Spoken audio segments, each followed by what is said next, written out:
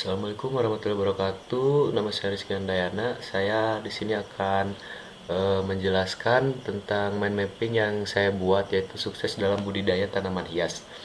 Cara yang pertama itu di sini mempunyai pengetahuan tentang tanaman hias itu pastinya sebelum kita memulai sesuatu kita harus tahu dulu apa itu tanaman hias, dan kita harus mempelajari cara menanamnya, cara budidayanya, dan segala kita pelajari.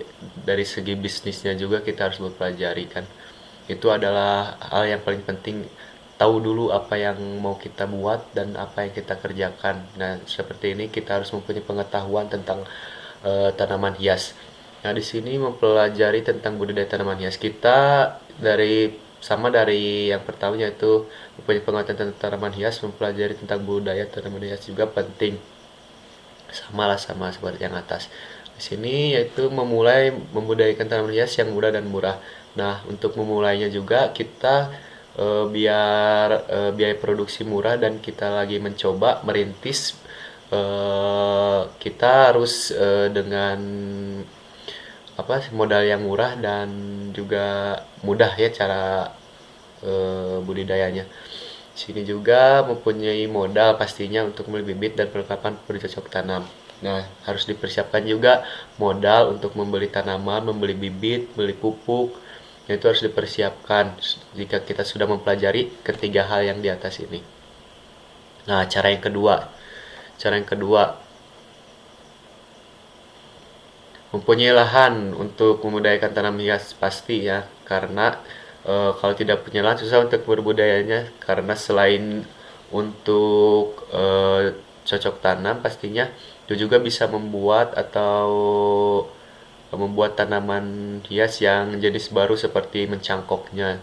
Nah, itu harus punya juga lahan yang nggak perlu luas tapi bisa cukup lah. Di sini merawat tanaman hias dan memberi pupuk.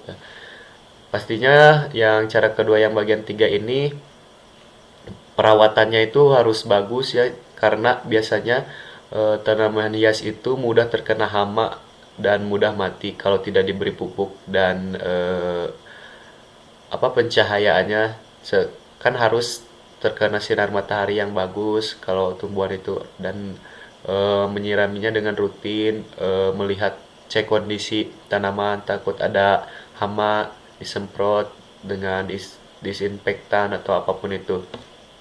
Nah, di sini cara ketiga, persiapkan media tanaman sama seperti cara kedua. Bagian bagian ke pertama, persiapkan media tanam, yaitu seperti lahan, seperti pot yang tadi itu harus masuknya sini sih. Nah, di sini cara ketiga bagian dua yaitu pemilihan jenis tanaman. Nah, di sini kalau bisa cari tanaman yang mudah ditanam dan mudah dirawat. Jadi jangan yang seperti harus tanaman yang susah merawatnya. Kalau kita sebagai pemula, lebih baik pilih jenis tanaman yang mudah, yang bagus, dan juga modal yang kecil tapi jika dijual, dan mudah jika dijual bisa lumayan. Nah, di sini juga ada cara ketiga yaitu perawatan dan pupuk yang bagus. Di sini seperti ini ya. Seperti cara kedua bagian tiga seperti itu kurang lebih, yaitu perawatan dan yang pupuk yang kualitas bagus supaya hasilnya juga bagus, karena dengan perawatan yang bagus akan jadi tanaman yang bagus juga. Nah, cara keempat ini bagian bisnisnya, yaitu promosikan dan memasarkan dan memulai bisnis tanaman hias. Mempromosikan itu penting, jika seperti eh, mengiklankan kita, seperti contoh kecilnya mengkumplitkan dulu tanaman kita lalu memberitahu kepada teman kita supaya bisa dari media sosial, dari mulut ke mulut, dari teman ke teman. Nah, itu bisa dipromosikan dengan tersebut.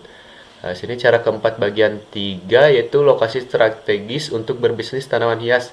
Nah, lokasi strategis juga ini sangat penting ya ke dalam berbisnis, karena dengan lokasi strategis orang jika lewat sedang mencari tanaman itu agar mudah gitu. gak susah-susah seperti di pelosok, tempatnya terpencil, susah untuk terjangkaunya bagi untuk para pembelinya. Jadi tempat strategis itu sangat penting dalam berbisnis.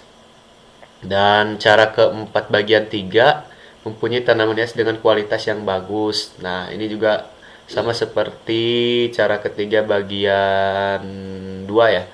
Mempunyai tanaman hias dengan kualitas yang bagus juga penting. Nah, sekian dari saya. Terima kasih. Wassalamualaikum warahmatullahi wabarakatuh.